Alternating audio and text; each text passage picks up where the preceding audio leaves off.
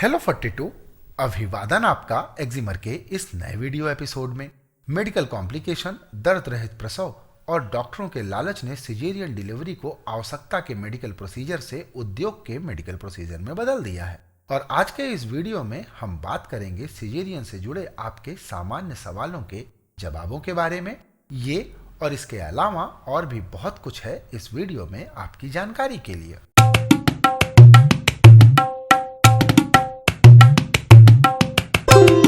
Pregnancy और उससे जुड़े विषयों पर हमने पहले भी कई सारे वीडियोस बनाए हैं। इन वीडियोस का लिंक हमने डिस्क्रिप्शन में दे रखा है, आप चाहें तो हमारे पिछले वीडियोस भी देख सकती हैं। और आइए अब बात शुरू करते हैं आज के विषय के बारे में। आजकल आधुनिकता के नाम पर भले ही सिजेरियन ऑपरेशन को आसान और दर्द रहित विकल्प माना जाता हो, लेकिन प्राकृतिक तरीका ही प्रसव के लिए सबसे अच्छा होता है। हर प्रेग्नेंट लेडी को शिशु को प्राकृतिक तरीके से ही जन्म देना चाहिए। डिलीवरी को आसान और दर्द रहित बनाने के लिए प्रेग्नेंट महिलाओं को स्क्वैट्स यानी कमर व थाइस की मसल्स को मजबूत करने वाली एक्सरसाइज करनी चाहिए।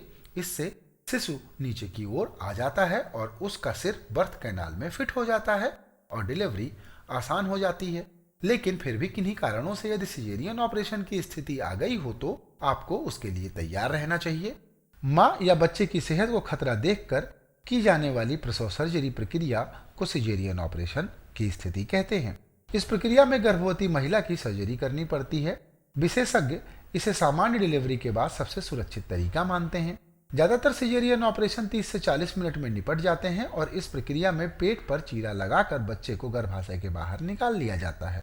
सिजेरियन तभी किया जाता है जब गर्भवती महिला के ब्लड प्रेशर बढ़ने, दौरा पड़ने, छोटे कद वाली महिलाओं की कूल्हे की हड्डी छोटी होने, ज्यादा खून बहने, बच्चे की धड़कन कम होने या गले में गर्भनाल लिपटी होने, बच्चे का उल्टा होने, कमजोरी, खून का दौरा कम होने, शिशु के पेट में मलमूत्र छोड़ने आदि जैसी स्थितियां उत्पन्न हो गई हों, तब सिजेरियन ऑपरेशन करना जरूरी होता है। इसके अलावा आजकल सिजेरियन करवाने के कुछ अन्य कारण भी बहुत तेजी से उभरे हैं। इनमें सबसे पहला कारण है डॉक्टर का अपना लालच। सामान्य प्रसव में डॉक्टर को ज्यादा पैसे नहीं मिलते, इसलिए डॉक्टर लास्ट मोमेंट पर कोई न कोई कॉम्प्लिकेशन बताकर सिजेरियन कर देते हैं, क्योंकि इसमें आमदनी सामान्य प्रसवों की तुलना में कहीं ज्यादा होती है। इसीलिए आज भारत में सबसे ज्यादा सिजेरियन ऑपरेशन प्राइवेट क्लिनिक्स में हो रहे हैं। इस ट्रेंड को देखते हुए WHO ने भी इस पर गंभीर चिंता व्यक्त की है। इसके बाद दूसरा कारण है कई माताएं प्रसव पीड़ा सहने के लिए बिल्कुल तैयार नहीं होती। और तीसरा और अंतिम कारण है आजकल काफी बच्चे माँ की अधिक उम्र होने पर गर्भ में आते हैं, क्योंकि माँ द्वारा अपनी पढ़ाई और अपना कैरियर संभालने में काफी समय निकाल दिया जाता है। बचपन के लिए IVF द्वारा प्राप्त गर्भ में भी सिजेरियन किया जाता है। इसमें अधिकांश दंपत्ति बच्चे के लिए हल्का भी खतरा नहीं उठाना चाहते। फॉरसेप्स और वेट्रूस जैसी विधियों का अनुभव बहुत कम चिकित्सकों को होता है, इसलिए इनके इस्तेमाल के बदले सिजेरियन उन्हें काफी आसान लगता है। और आइए अब बात करते हैं सिजेरियन से जुड़े भ्रमों के बारे में। सिजेरियन से जुड़े कई सारे भ्रम हमने पाल रखे हैं, जैसे सिजेरियन से पैदा हुए बच्चे बीमार रहते हैं, सर्जरी के दौरान अतिरिक्त खून की जरूरत पड़ती है, 6 महीने तक बिस्तर पकड़ना पड़ता है, जैसे कई सारे भ्रम हमारे मन में होते हैं। आमतौर पर सिजेरियन ऑपरेशन के बाद घर की महिलाएं प्रसूता को टाके पकने के डर से नहाने के लिए मना करती हैं, जो कि गलत है। इससे संक्रमण होने का खतरा बढ़ता है, इसलिए डॉक्टर के बताए अनुसार साफ सफाई का विशेष ध्यान रखें तथा नहाने के विषय में आप डॉक्टर से सलाह लें। वे आपके जख्मों को चेक करके आपको उचित सलाह देंगे। सिजेरियन ऑपरेशन के 4-5 दिन बाद महिला घर का अपना काम कर सकती है। और आइए अब बात करते हैं सिजेरियन से जुड़े कुछ और सवालों के बारे में। तो सबसे पहला सवाल यह है, क्या यह सच है कि यदि किसी स्त्री की एक बार डिलीवरी सिजेरियन ऑपरेशन से हुई हो तो आगे भी हमेशा सिजेरियन द्वारा ही वह बच्चे को जन्म दे सकती है? इसका उत्तर यह है कि यह जरूरी नहीं है कि हर मरीज में सिजेरियन ऑपरेशन दोहराया जाए। कई स्त्रियां जिन्होंने अपने पहले गर्भधारण में सिजेरियन द्वारा बच्चे को जन्म दिया है, उनकी अगली डिलीवरी सामान्य रूप से हो जाया करती है।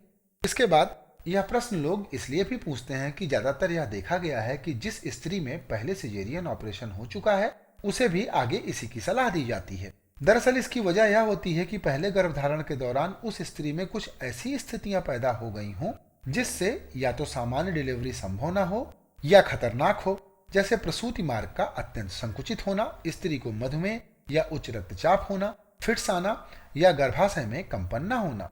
ऐसी स्थितियां आगे होने वाले प्रसव काल में भी ज्यों की त्यों बनी रहती हैं और सिजेरियन ऑपरेशन जरूरी हो जाता है। और आइए अब बात करते हैं अगले प्रश्न के बारे में कि एक सिजेरियन ऑपरेशन में कितना रक्तस्राव होता है। आमतौर पर एक सिजेरियन ऑपरेशन में 300 से 400 मिलीलीटर तक रक्तस्राव होता है और सामान्य प्रसूति में 100 से 150 मिलीलीटर तक रक्तस्राव होता है। इसके अलावा जो अगला प्रश्न हमारे दिमाग में अक्सर सिजेरियन को लेकर रहता है वह यह है कि सिजेरियन सर्जरी में कितना खून चढ़ाना पड़ता है। तो इसका जवाब यह है कि वैसे तो 1 बोतल खून काफी होता है, मगर यदि मरीज में रक्तअल्पता यानी एनीमिया हो या सिजेरियन ऑपरेशन में रक्तस्राव अधिक हो गया हो तो दूसरी बोतल की भी जरूरत पड़ सकती है। इसके अलावा एक सामान्य सा प्रश्न जो अक्सर डॉक्टर से मरीज पूछते हैं कि क्या सिजेरियन ऑपरेशन खतरनाक है, तो इसका उत्तर यह है जी नहीं। आज की सुरक्षित बेहोश करने वाली विधि, कारगर एंटीबायोटिक और रक्तदान की सुविधा की वजह से यह सर्जरी अत्यंत सरल और सुरक्षित हो गई है। इसके अलावा यह न केवल स्त्री को प्रसव के दर्द से बचाती है बल्कि डिलीवरी की राह में गुजरने वाले घंटों के इंतजार और थकान से भी स्त्री को दूर करती है। तो अगर सिजेरियन के इतने फायदे हैं तो क्यों ना हर डिलीवरी सिजेरियन ही की जाए। तो इसका उत्तर यह है कि यह सच है कि सिजेरियन डिलीवरी एक दर्द रहित और तुरंत हो जाने वाली प्रक्रिया है, मगर फिर भी सामान्य रूप से होने वाले प्रसव के फायदे को नकारा नहीं जा सकता, जिसके चलते स्त्री 1 महीने में पूरी तरह से स्वस्थ और सामान्य हो जाती है। इसके अलावा सिजेरियन ऑपरेशन के लिए विशेषज्ञ डॉक्टरों, निश्चेतकों और अन्य वस्तुओं की आवश्यकता होती है। वहीं सामान्य डिलीवरी सीमित साधनों में किसी भी स्थान पर अनुभवी व्यक्तियों द्वारा की जा सकती है। एक और जरूरी बात यह है कि सामान्य प्रसूति पर होने वाला खर्च सिजेरियन ऑपरेशन में होने वाले खर्च के मुकाबले कई गुना अधिक होता है। और आइए अब बात करते हैं अगले प्रश्न कि सिजेरियन ऑपरेशन करने की सबसे आम वजह कौन सी होती है। तो इसका उत्तर यह है कि जिन स्त्रियों में पहले भी सिजेरियन द्वारा प्रसव हुआ है उनकी संख्या आगे भी सिजेरियन कराने वालों में सबसे ऊपर होती है। और आइए अब जानते हैं अगला प्रश्न कि आमतौर पर कितनी गर्भवती स्त्रियों को सिजेरियन कराने की जरूरत पड़ती है। तो इसका उत्तर यह है कि आज तकरीबन 17% गर्भवती स्त्रियों को सिजेरियन कराना पड़ता है। लैंसेट में छपी एक रिपोर्ट के अनुसार सरकारी अस्पतालों की तुलना में प्राइवेट हॉस्पिटल में सिजेरियन ज्यादा किए जाते हैं। और अब बात अगले प्रश्न की कि सिजेरियन ऑपरेशन के बाद मरीजों को क्या हिदायतें दी जाती हैं। तो इसका उत्तर यह है कि महिला को सिजेरियन के पहले 12 घंटों में मुंह से कुछ खाने को नहीं दिया जाता। इसके बाद वह तरल पदार्थ जैसे पानी, चाय या शरबत ले सकती है।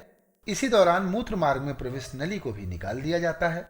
जिन महिलाओं का सिजेरियन ऑपरेशन हुआ होता है उन्हें यह सुझाव दिया जाता है कि वह अपने पेट पर दबाव बिल्कुल न डालें, इससे सूजन और टाके खुलने की समस्या हो सकती है। इसलिए किसी भी ऐसे काम को करने से बचें जो पेट पर दबाव डालता हो।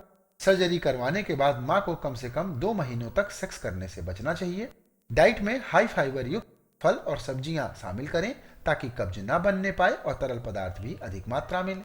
और आइए अब बात करते हैं अगले प्रश्न के बारे में जो है सिजेरियन ऑपरेशन के बाद महिला बिस्तर से कब उठकर बैठ सकती है या घूम सकती है। तो इसका उत्तर यह है कि आमतौर पर 12 घंटे के बाद उसे उठने, बैठने और घूमने की अनुमति दे दी जाती है। इसके बाद जो अगला प्रश्न अक्सर लोग पूछते हैं कि ऑपरेशन के बाद महिला अपना सामान्य भोजन कब ले सकती है। तो इसका उत्तर यह है कि जैसे ही महिला का पेट एक बार साफ हो जाता है उसे सामान्य भोजन दिया जा सकता है। और आइए अब बात करते हैं अगले प्रश्न कि सिजेरियन ऑपरेशन के बाद महिलाओं को किन बातों का ख्याल रखना चाहिए। सबसे पहले महिलाओं को साफ सफाई का ख्याल रखना चाहिए। इसके अलावा ज्यादा से ज्यादा तरल पदार्थ लें, तले भुने खाने से परहेज करें, पौष्टिक भोजन लें, डॉक्टर द्वारा सुझाई गई दवा जरूर लें। सर्जरी के बाद कम से कम 2 महीनों तक मालिश ना कराएं। टांकों में दर्द हो तो डॉक्टर को जरूर दिखाएं, लेकिन वजन उठाने जैसे काम 6 महीने के बाद ही करें। नियमित दवा और पौष्टिक खान पान का पूरा ध्यान रखें। और आइए अब बात करते हैं अंतिम प्रश्न कि ऑपरेशन के बाद शिशु को स्तनपान कब से शुरू किया जा सकता है। तो इसका उत्तर यह है कि आमतौर पर 6 घंटों में बेहोशी की दवाओं का प्रभाव पूरी तरह समाप्त हो जाता है। इसके बाद महिला शिशु को दूध पिला सकती है। तो आज का यह वीडियो यहीं पर होता है समाप्त और हमें उम्मीद है कि आपको सिजेरियन के बारे में पूरी जानकारी हम दे पाने में सफल साबित हुए होंगे। और वीडियो के अगले पार्ट से आप जानेंगी हाई रिस्क प्रेगनेंसी के प्रमुख कारण क्या हैं। और अगर आपको मेरा काम अच्छा लगता हो तो इस वीडियो को किसी से शेयर भी जरूर कीजिएगा। इस विषय से संबंधित आपकी प्रतिक्रियाओं का इंतजार रहेगा। कमेंट कीजिएगा। वीडियो देखने के लिए आपका अनंत धन्यवाद। नमस्कार।